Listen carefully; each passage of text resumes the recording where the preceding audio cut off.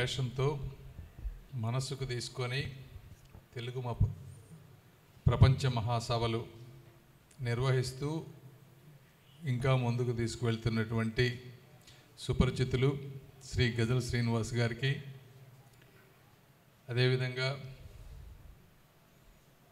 మొన్ననే ఎలక్ట్ అయినటువంటి గుంటూరు మేయర్ మా మిత్రులు శ్రీ కోవెలమూడి రవీంద్రబాబు గారికి, తెలుగు మహాసభల సమన్వయకర్త మంచి మనిషి శ్రీ పి రామచంద్రరాజు గారికి, ఈ మధ్య వివిఐటి యూనివర్సిటీగా మార్చుకున్న విద్యాసంస్థల అధిపతి వాసిరెడ్డి విద్యాసాగర్ గారికి, కార్యదర్శి శ్రీ చక్రావధానుల రెడ్డప్ప దవేజీ గారికి, వైస్ ప్రెసిడెంట్ శ్రీ మేడికొండ శ్రీనివాస్ గారికి, అదేవిధంగా రెడ్ క్రాస్ కుటుంబ సభ్యులకు, నగర ప్రముఖులకు, విద్యార్థులకు, విద్యార్థినులకు, పాత్రికేయులకు అందరికీ కూడా ధన్యవాదాలు, కృతజ్ఞతలు. అక్షరాభ్యాసం చేయించినటువంటి తల్లిని, అక్షరం దిద్దించినటువంటి గురువుని, అక్షరాలు నేర్పించినటువంటి బడిని, అక్షర సమాహారమైనటువంటి తెలుగుని, తెలుగు భావాన్ని ప్రేమిస్తూ వ్యాపింపజేస్తూ ముందుకు తీసుకువెళుతూ ఉన్నటువంటి ప్రతి ఒక్కరికి కూడా మనస్ఫూర్తిగా అభినందనలు, ధన్యవాదాలు తెలుపుతూ ఉన్నాను. ఒకసారి చరిత్రలోకి వెళ్ళి చూస్తే, ఒకప్పుడు మొట్టమొదట మహాభారతాన్ని తెలుగులో రాసినటువంటి నన్నయ్య గారు కానీ, అదేవిధంగా తెలుగు కీర్తి కిరీటాన వెలుగొందినటువంటి శ్రీకృష్ణ దేవరాయలు గారు కానీ, తన రచనా పాటవాలతో అపురూపంగా మురిపించినటువంటి మన తెనాలి రామకృష్ణులు గారిని కానీ, మరి మనకు తెలిసినటువంటి నా ఊహ నుంచి పుట్టినటువంటి శ్రీ అన్న నందమూరి తారక రామారావు గారిని కానీ, వీళ్ళందరినీ చూస్తూ ఉంటే ఎప్పుడు కూడా తెలుగుతనం ఉట్టిపడుతూ ఉంటుంది. తెలుగు భాష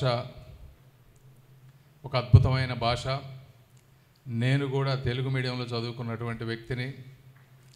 ఫస్ట్ టైం మెడికల్ కాలేజీకి వెళ్ళినప్పుడే తెలుగు కాకుండా ఇంగ్లీష్లో చదవటం మొదలుపెట్టాను. ఆ రోజు ఆ విధంగా తెలుగు నేర్చుకోవటం వల్లనే ఈరోజు ప్రజలతో మమేకం అవ్వటం కూడా చాలా ఈజీ అయింది. కాబట్టి భాష అనేది ఇప్పుడున్నటువంటి తరం మనుషుల హృదయాల్లో చొచ్చుకు వెళ్ళటానికి పడుతుంది. కాబట్టి తెలుగు భాషని ప్రతి ఒక్కరు కూడా డెప్త్లోకి వెళ్ళి నేర్చుకోవాలి. తెలుగు భాషలో ఉండేటువంటి ఆ పదాలలో ఉండేటువంటి శబ్దాలలో వచ్చేటువంటి ఒక వేవ్స్ అనేవి చాలా తక్కువ భాషల్లో ఉంటాయి. అది తెలుగులోను సంస్కృతంలోనూ కనిపిస్తూ ఉంటుంది, ఇంకా కొంత హిందీలో కూడా కనిపిస్తూ ఉంది. బట్ తెలుగులో నాకు అది చాలా ఎక్కువగా కనిపిస్తుంది. ఏదేమైనప్పటికీ ఇలాంటి తెలుగు భాషని అంతరించిపోకుండా ఈ విధంగా ముందుకు తీసుకువెళ్ళాలని ఒక పట్టుదలతో ఈ సభలను నిర్వహించడం గొప్ప విషయం. అది ఈసారి గుంటూరు ప్రాంతంలో చేయాలనుకుంటున్నారు. దానికి ప్రత్యేకంగా ధన్యవాదాలు. తప్పనిసరిగా నా వంతు సహకారం మీరు వైస్ ప్రెసిడెంట్ గారిని కావాలని కోరుకుంటా ఉన్నారు.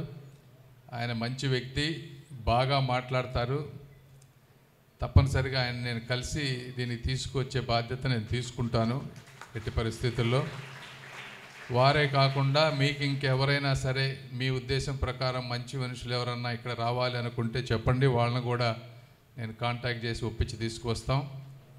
అదేవిధంగా గత 5 సంవత్సరాల్లో మరి తెలుగు భాషని ఏ విధంగా ముందుకు తీసుకువెళ్ళారో నాకు తెలియదు, కానీ తప్పనిసరిగా మీకు ఈ తెలుగు అంటే నాయకులు, రాజకీయ నాయకులు కానీ అధికారులు కానీ పనుల్లో పడి కొన్ని ఇలాంటివి మర్చిపోతూ ఉంటారు. ఈ భాష, సంస్కృతి, సాంప్రదాయాలు అలాంటి వాటిని మీ ఇలాంటి వారు ఉన్నప్పుడు కొంచెం బలంగా తీసుకొచ్చి మీకు ఏమి కావాలి, తెలుగు భాషను ముందుకు తీసుకువెళ్ళటానికి ఏమేమి కావాలో మీరు అవన్నీ తీసుకొచ్చినా కూడా తప్పనిసరిగా చంద్రబాబు నాయుడు గారి దగ్గర కూర్చొని అవి కూడా చేపించే బాధ్యత నేను తీసుకుంటాను తప్పనిసరిగా. అదేవిధంగా గుంటూరు చుట్టుపక్కల ప్రాంతంలో రేపు జరగబోయేటువంటి ఈ సభకి ఎటువంటి సౌకర్యాలు కావాలన్నా, ఎటువంటి సహాయ సహకారాలు కావాలన్నా కూడా మేము మా టీం తప్పనిసరిగా అందుబాటులో ఉండి ఈ సభని నిన్న ఏ విధంగా అమరావతి సభ అయితే సక్సెస్ అయిందో ఆ విధంగా చేయటానికి, అంటే మీరు కూడా 1,00,000 మందితో చేస్తానంటున్నారు అంటే ఊహించుకుంటేనే చాలా పెద్దదిగా ఉండేటువంటిది. డెఫినెట్గా దాంట్లో నేను కూడా పాలు పంచుకుంటానని తెలియజేసుకుంటూ ఈ అవకాశం ఇచ్చిన నాకు మీ అందరికీ కూడా మరొక్కసారి ధన్యవాదాలు తెలుపుకుంటూ సెలవు తీసుకుంటా ఉన్నాను. Thank you.